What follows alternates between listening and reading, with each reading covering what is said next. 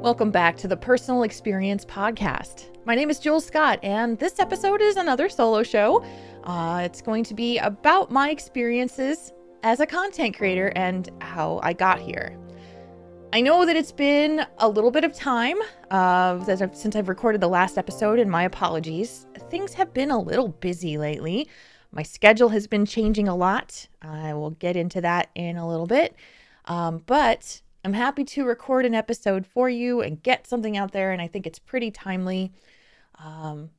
It's just because my life is constantly changing. Let's just put that out there. My life constantly changes. There's so many things that happen. I'm so excited for the things that are happening, but unfortunately, sometimes it just makes podcasting and content creation a little bit dicey in terms of staying on a schedule. But my promise is that I'll always continue to try to make episodes for this show.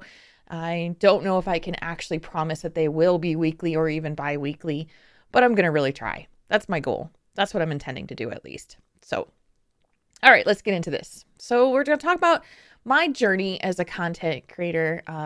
And this show is really for everyone who thinks that they can't do a thing that they've always dreamed of doing, who thinks they're maybe too old to start, or maybe you've always thought about it, but you've never done it. This show is dedicated to you. So how did this all begin? Let's go all the way back to my childhood. I wanted to be on the radio since I was a little kid. That was the thing I wanted to do the most. My sister and I used to do mock interviews in my bedroom. I had one of those tape recorders that you kids have, and I would record my voice interviewing my sister and her friends. If you ever remember back when the toy called Teddy Ruxpin. Teddy Ruxpin, man, he was like my favorite toy. My favorite toy. And I used to, because he had that thing where he would just randomly say things, and I would interview Teddy Ruxpin and then go off of that. It was so great. And I actually got pretty close at one point to thinking about going to broadcast school. I thought about it. I really did. And it turned out that it just wasn't going to be financially viable for me at that time in my life. And so I didn't do it. But I always wanted to be on the radio, and I always dreamed about it, and it just never came to pass. And so I started my professional career, worked in corporate America, I worked as a salesperson, 100% commission sales. I was selling furniture at the time. Eventually moved to startup land. And, so I've had a lot of varying professional experience. And it wasn't until 2012 when I was playing World of Warcraft with friends. I had a friend who we were in the same guild together. We were got to know each other. His name was Rem.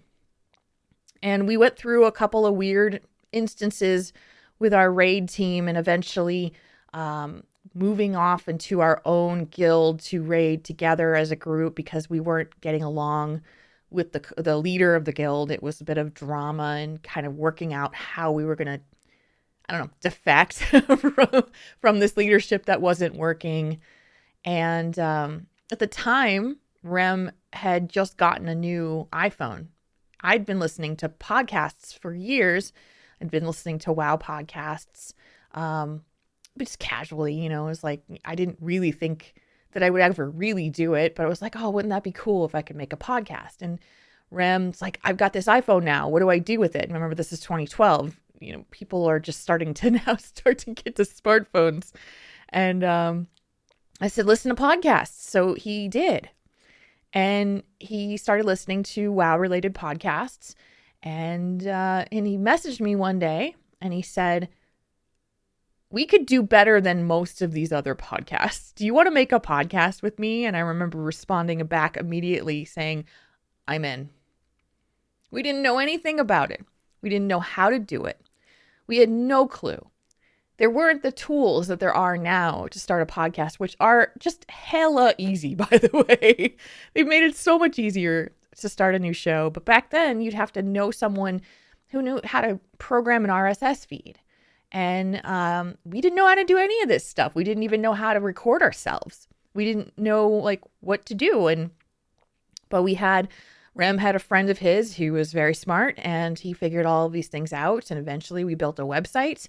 We had an RSS feed, and we sat down.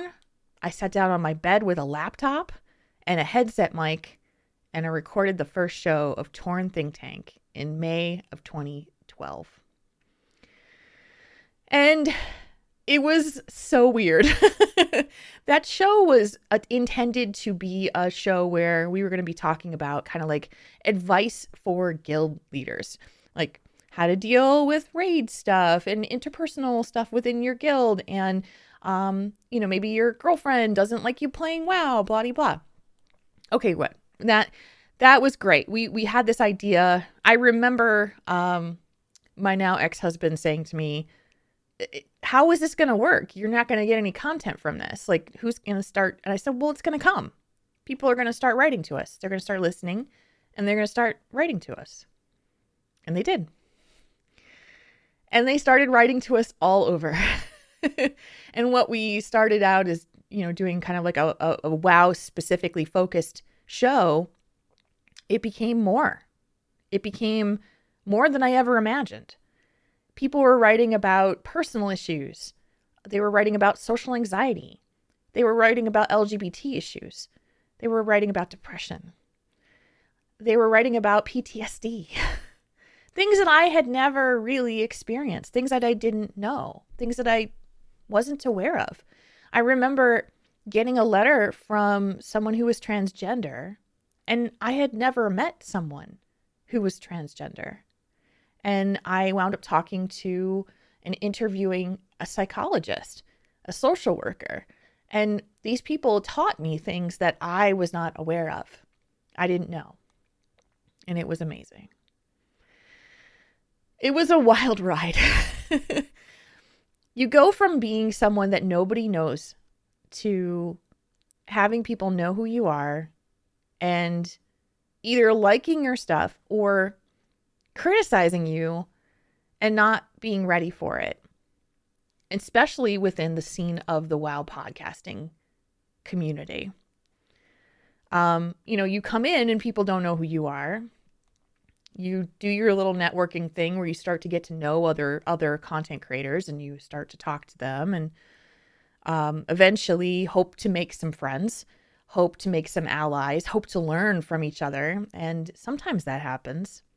But a lot of times what happens is that if you show too much initiative to certain people, they try to cut you down.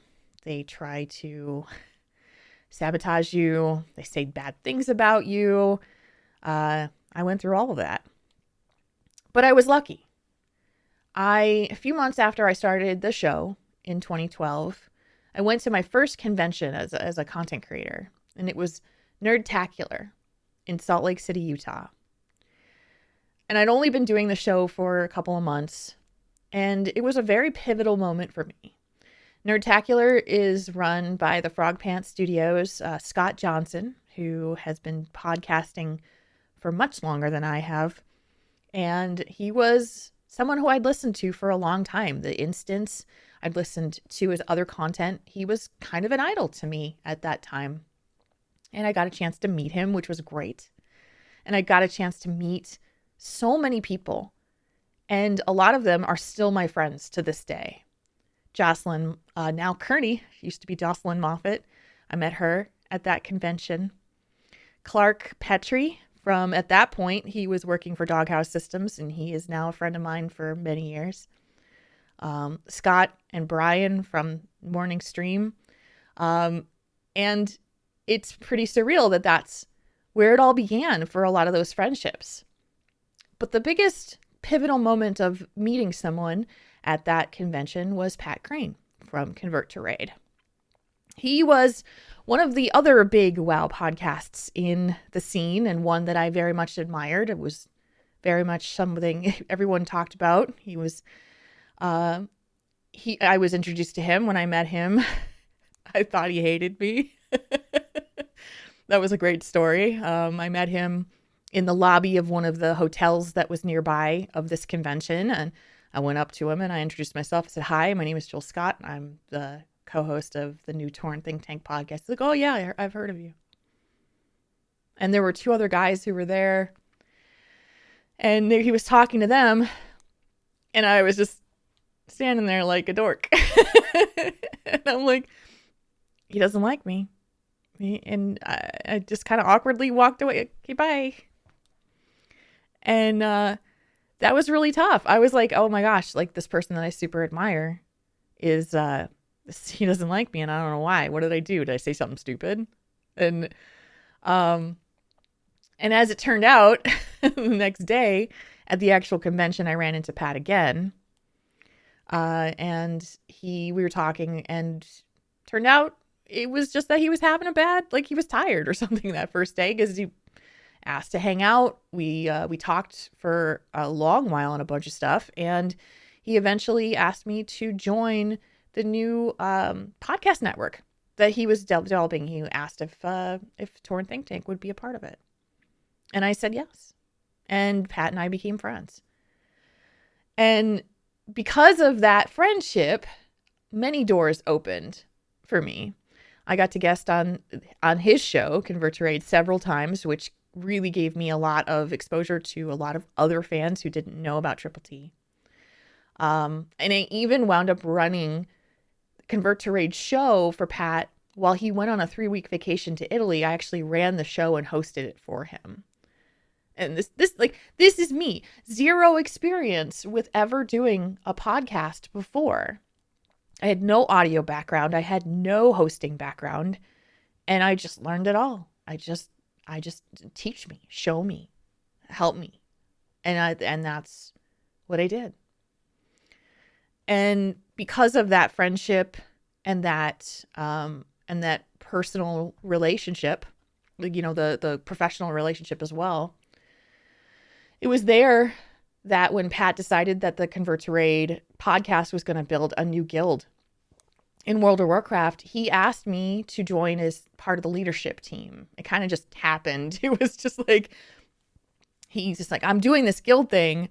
And he had all these ideas and I was talking to him about it. And then they announced it on the show and it blew up so bad, like so much that they needed help immediately. And I was, of course, called to try to just help organize what was they thought going to be just a couple hundred people turned out to be upwards of 9,000 people who wanted to join this guild. And it grew into 100 raid teams, 10 different co-guilds within the same guilds, because you could only keep 999 people into one guild. So how do you do that? Well, you make co-guilds that can be communicated between.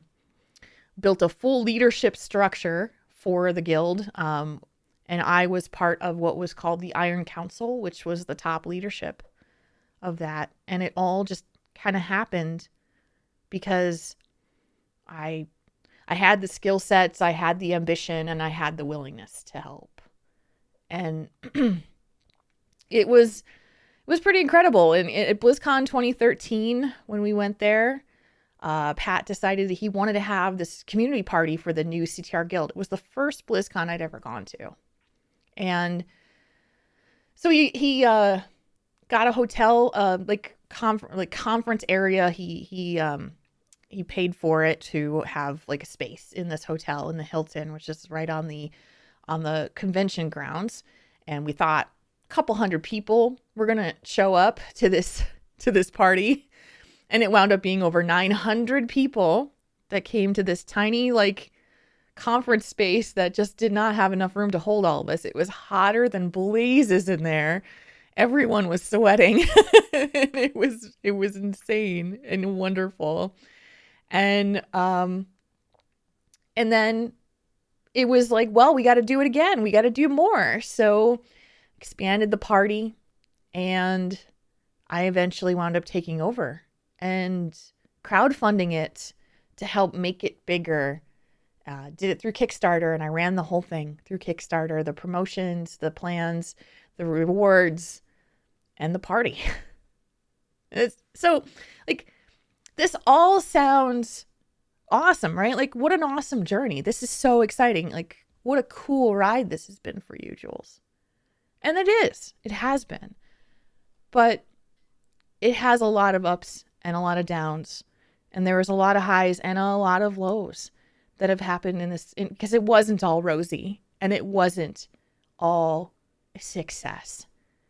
About a year and a half into my time of doing Torn Think Tank, which became very popular and very well respected, I lost my co-host to a horrific misunderstanding where he assumed one thing about something that had happened with us, between us, in terms of like direction of the show and his relationship with my ex-husband. And instead of talking to me about it, he packed up his toys and left.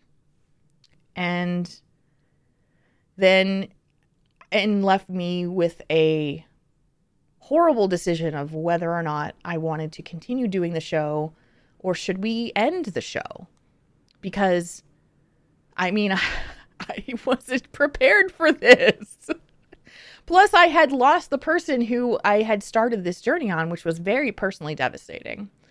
I don't think I've ever actually gotten truly over that situation, and it's never gotten its full closure. And, you know, it is what it is. It's really disappointing, and Rem and I are no longer friends and will never be friends. I'll put that out there for real. It'll never happen. So yeah, that was really tough. And what happened then is I decided that I was actually going to keep the show going. I got the rights to everything. I got the access to run everything, and I learned how to do it myself. And then I went through the process of auditioning a new co-host. And that's when Mark Conan came in, and he was there with me until the end of Torn Think Tank. So that was a really tough moment of, but what happened after Rem left, and I had to try to explain it without explaining exactly why he left, because he didn't tell anybody why he left, and it wasn't my story to tell. It's never my story to tell when someone does something like that, but I had to be the one to pick up the pieces of it. And so I did. And I'm grateful that I did, because the amount of love and support that came to me through the community was insane. And I just knew that the journey wasn't over. The show needed to go on, and it needed to do more. And I was so glad that I made that decision to do it, because it really did. It was meant to go on. It was meant to keep going. And it was the right call. But it was so scary. In the middle of the entire Torn Think Tank journey in early 2016, I went through a really painful divorce. And everyone who was listening kind of experienced that with me. If you've listened to me for a long time, you know that I'm a highly emotional person. So my entire life got upended on me, and I had to try to put on a normal face to do a show that meant so much to me and was trying to help other people when I was really feeling like I was just dying inside. It was not easy. It was really, there were days where it took every ounce of my strength to get on that show and do it. And I'm still glad that I did, but wow, it was hard. My life completely changed. I moved out of my house that I owned and moved out on my own. And I just tried to make it through some of the most devastating things that anyone can go through when you are going through a really painful divorce. And all I wanted to do at all of this time, this is 2012 to 2016. All I wanted to do was to work in content creation full time. But it wasn't an option yet. I was just, I had to work a full-time job. I was working as an office manager to pay the bills. And the company that I was working for was definitely not on the best footing. And I just didn't know if I was going to have a job. I was on my ex-husband's insurance, and my current job didn't have insurance. And so it was very scary. It was not an easy time. Thank goodness for the Affordable Care Act. I was able to get insurance once the divorce finalized, and I was still covered on health insurance. For all the non-Americans out there, yes, this is what happens. This is what happens. So this is all 2016. I've moved out. I've gone to I've got an apartment that I'm living in, and job is just, my life is upside down. And Pat Cream asked me if I wanted to relocate to Minnesota. And he said, you need a fresh start. I want to start a company, and I want you to come work for me, and I want you to come to Minnesota. And I did. I had nothing left in Wisconsin, where I was living at the time. So I packed up all my things again, and I moved to Minnesota. And all of a sudden it was like, I've made it.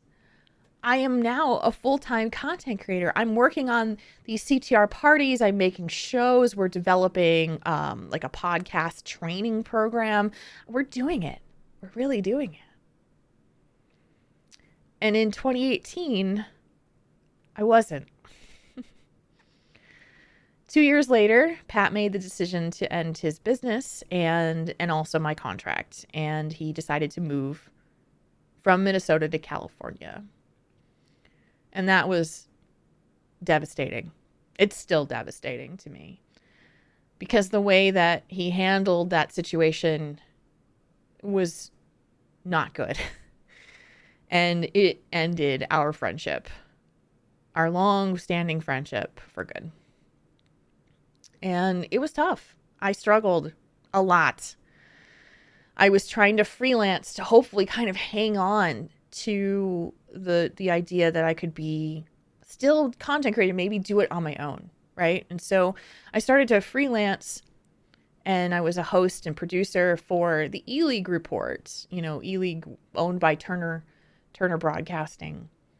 But it just wasn't enough to pay the bills, and I was just really struggling. I just didn't want to give up, right? I didn't want to give up on the idea of being a content creator, and I was really trying, man. But it wasn't getting there. It wasn't getting me to where I needed to be. And during that time, I thought maybe I had this new chance with a project that was brought to me, a female-focused esports organization called Femme Ferocity. And I was asked to consult on that and really kind of manage the direction of that project. And I did. And that is where I met Ian Anderson from Heroes Hearth. Ian was one of those people who, when I met him, I just knew I was supposed to know this person. The meeting that we had was kind of a strange, like we were meeting over somebody else, and but when he was talking, there was just something about him that I'm like, I'm supposed to know this person. And it was a really pivotal moment for me. Sometimes things happen like that with me. And I was just like, I'm supposed to do something with this person. And I had a vision of me doing something I'd loved so much. And that was doing a podcast about the Heroes of the Storm competitive scene, the HGC, which I was obsessed with since 2015. As a fan, I was just, I'd watch every match, every weekend I could. It was something that I would just set aside everything for. I traveled to see my parents, and on the weekends I would turn it on if we weren't doing anything, because I really just wanted to see how things were going. And I guess kept seeing this as a vision of something I should be doing, and a show about this scene. But I'd never done a solo project ever. I've never done anything like that. And I never thought I'd do it. I never thought that it would be something that I would actually want to do. because it was kind of scary. Like, you're doing this on your own. You're putting yourself out there. You're producing it. You're doing all of like the deciding factors of it. And I don't know. I just never really believed in myself that much, I guess, to think that I could hold a show on my own. And how wrong I was. But I kept thinking I needed to ask for a meeting with Ian. It just didn't stop in my head. It was constantly like, you need to do this. You need to ask him for a meeting and talk to him about this. He doesn't have a show for his company, Heroes Hearth. He's got this great website where he's doing all these things for the Heroes of the Storm community. He doesn't have a podcast. You're the person to do it. Ask for a meeting. So I did. He said yes immediately, and we wound up talking for over 3 hours. And I pitched him my show idea for the podcast and be the podcast of Heroes Hearth. He loved it. We found out we had a bazillion things in common and just like, we just got each other. And he said, let's do it. So we did. And I loved making that podcast. The Heroes News podcast was like everything that I loved about making shows. I was interviewing people that I admired. I was talking about the game that I loved. I was mixing. I was creating. I was coming up with really cool ideas. And it was like I was in heaven. I'd been part of this community only as a spectator. And suddenly people started to know who I was. And that was like the best feeling for me because I was such a fan of everything. And now I'm talking to and working with the people who are really a part of it. And they're getting to know me and they like me. And it felt so great. I used to talk about how, I was a fan of the hero scene. I would feel like I had my face pressed up against the glass watching all of these really amazing people do this really cool thing. And I had no idea how to get into being a part of it. And that was it. That was the moment. And it was riding high. It was so great. I was having such a good time. I went to BlizzCon. I interviewed a bunch of people at BlizzCon. It was so great. And in December of 2018, Blizzard Entertainment, who owns Heroes of the Storm and develops Heroes of the Storm and runs the HGC, the Heroes Global Championship League, announced that they were ending it. They were ending it all. And it was such a major gut punch for so many people, and I was one of them. I just didn't know. I didn't know what the show would be able to do. It was all focused about the competitive scene, about the game, about the people, and now it was gone. And I didn't even know if I would have content to keep going. And as it turned out, I was right. It only lasted for about 3 more months, and I couldn't do these interviews anymore because people were so damn sad. Nobody wants to listen to this. No one wants to hear people be devastated.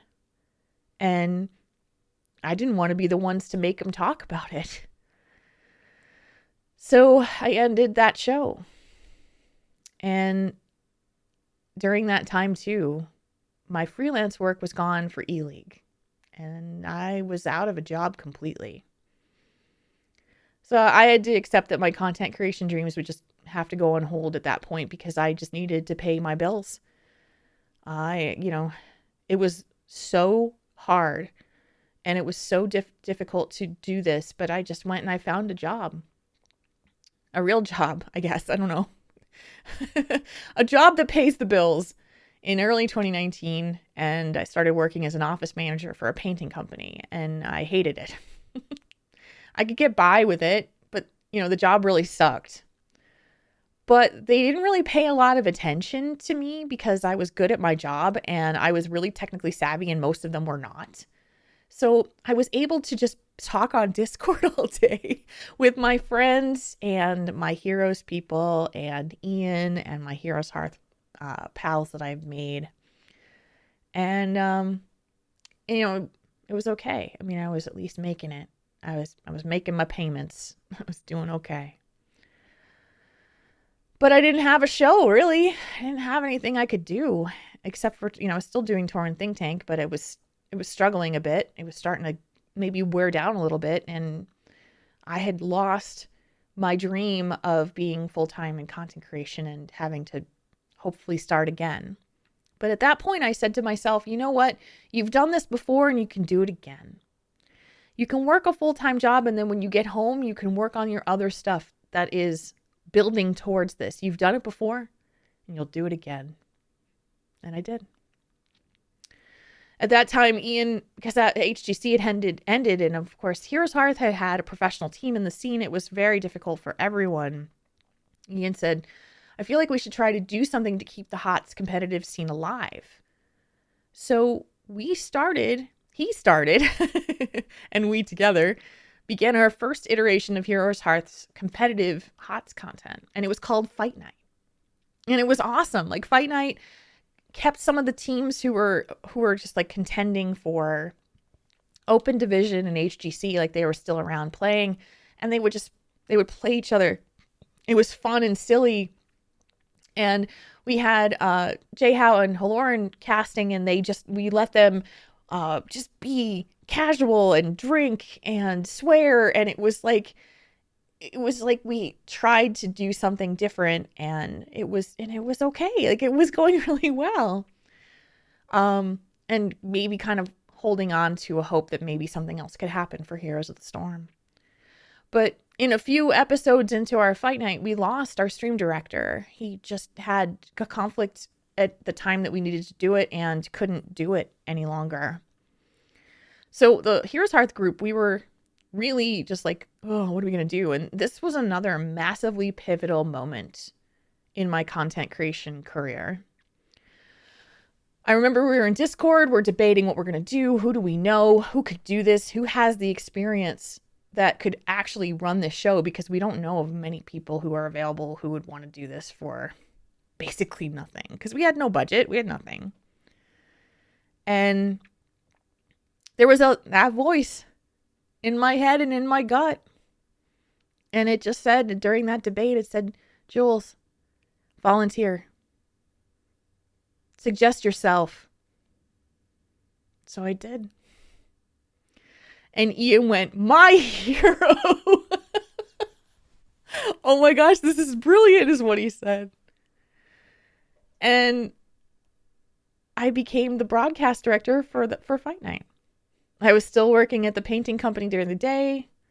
But I'd come every 2 weeks. We'd do a Fight Night, and I was the one who would run it. And it was great. I learned so much. My gosh. I was never an experienced broadcast director. The only times I'd ever streamed and done stuff like this was running my own podcasts in my broadcasts. I mean, it's not the same, but I figured it out. We had a lot of bumps in the road. We just kind of hacked at it, and we figured it out and made a pretty fun show. And it was a good time. Some great memories came out of that. And in June 2019, somewhere around there, June, May, somewhere, Ian started telling me he was been having some talks with some people who he had consulted for on some other stuff, and they were possibly interested in buying Heroes Hearth. And he said, I don't know. I mean, maybe I'm going to do it, Jules. Maybe maybe this is it. Maybe this is the thing we need. And that person who we wound up talking to was Mike Zwigbaum, who is the owner and CEO of what is now Wisdom. And Ian had a lot of talks with them, and he decided that, yes, I'm going to sell Heroes Hearth, and I'm going to go work for Wisdom because they want me to do what we've done for Heroes Hearth for them and more. And he said, I want you to be the next person that I bring in. And he was true to his word. In July of 2019, I was Ian's first hire at Wisdom as the lead producer for the team. And I was the only one. So we were like, okay, let's figure this out. And during that time is when we saw that Teamfight Tactics had come out and was starting to gain popularity.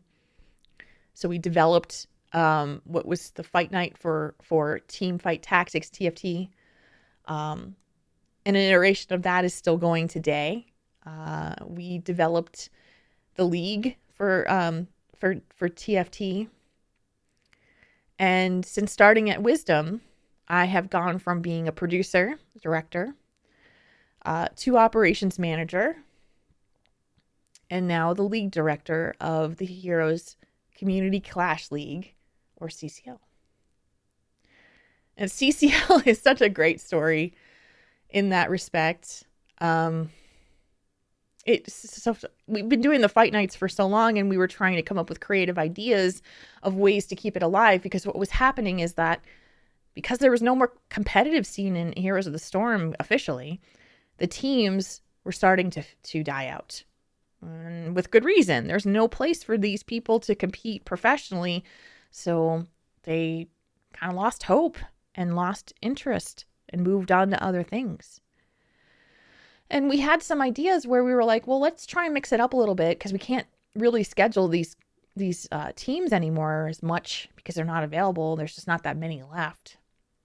What if we got a group of the Heroes of the Storm streamers, the Twitch streamers who could like make a team and compete against each other? And so we would like pick a captain and say, okay, pick your 4 others, and we'll do like a one-off show match between the two of you, the 2 groups. And those were so popular. They were so exciting for everyone. You get to see some of the people that you've like loved watching, and they're all playing together or against each other. And so we call them a celebrity show matches, celebrity death matches. And it was great. And we'd had a couple of them, and they were really fun, and they were really funny. The viewership was great. People really enjoyed it. And at BlizzCon 2019, last year, I was talking to one of those streamers, Trixler, and he told me, Jules, I am so excited with like just doing those matches. Those are so much fun for me. I would do that. Like, I don't care if there was any money around. I want to do more of that. It's just so much fun for me. And at the time, Ian and I had been talking about a possible league for TFT, where we would build a league system where there'd be like designated players as part of this league system to go for several weeks and compete until they go for the grand prize. And I had this conversation with Trixler. I was going down the escalator to meet Ian, found him. We went down another escalator together, and I'm standing in front of him, and I turned behind to talk to him and told him about this. And I said, we should do a league. He goes, we should do a league for Heroes.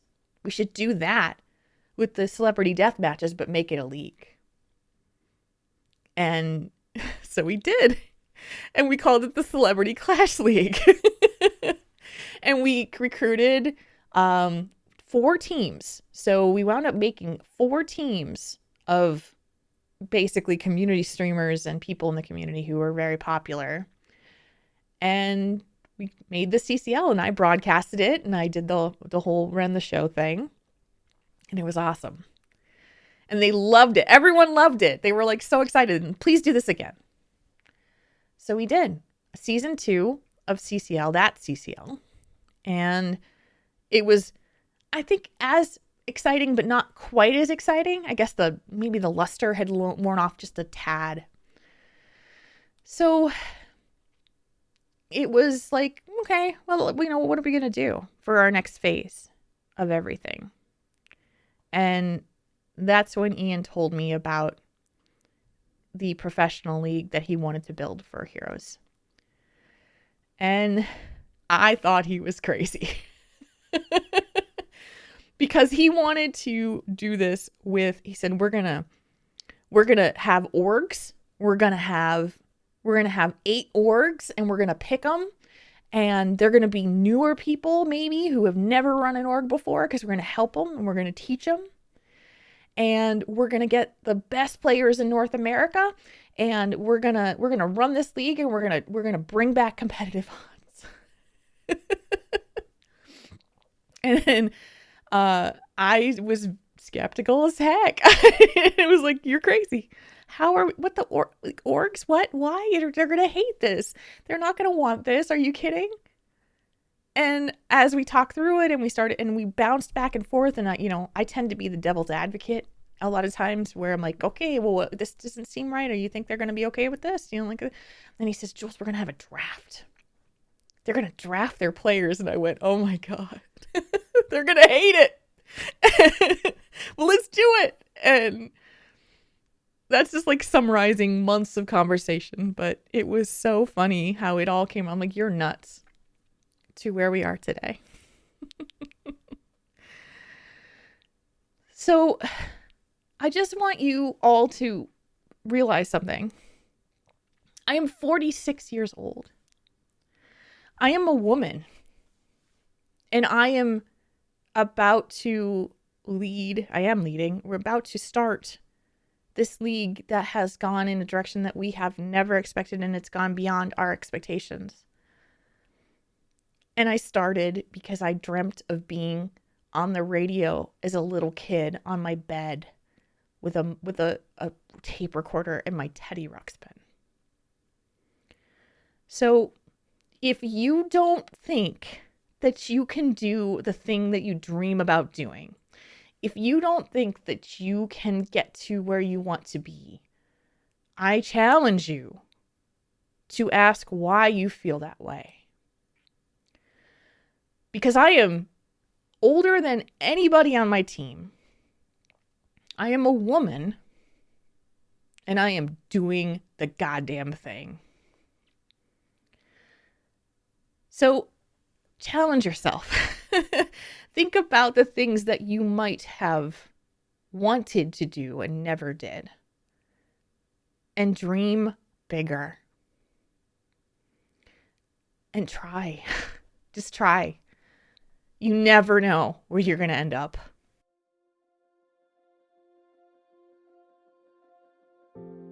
And that's going to do it for this episode. If you would like to nominate or suggest a guest to be on the show, or suggest a topic that you'd like me to cover, you can reach me and the show in a few ways. You can email me at personalexperiencepodcast@gmail.com. You can tweet me at JulesRPG, or you can tweet the show at personalexpshow. The show is available on iTunes, Google Play, Spotify, Pocket Casts, and YouTube, as well as direct feed. Thank you for listening to the Personal Experience Podcast. Seek understanding, feel empathy, connect to one another. I'll see you next time.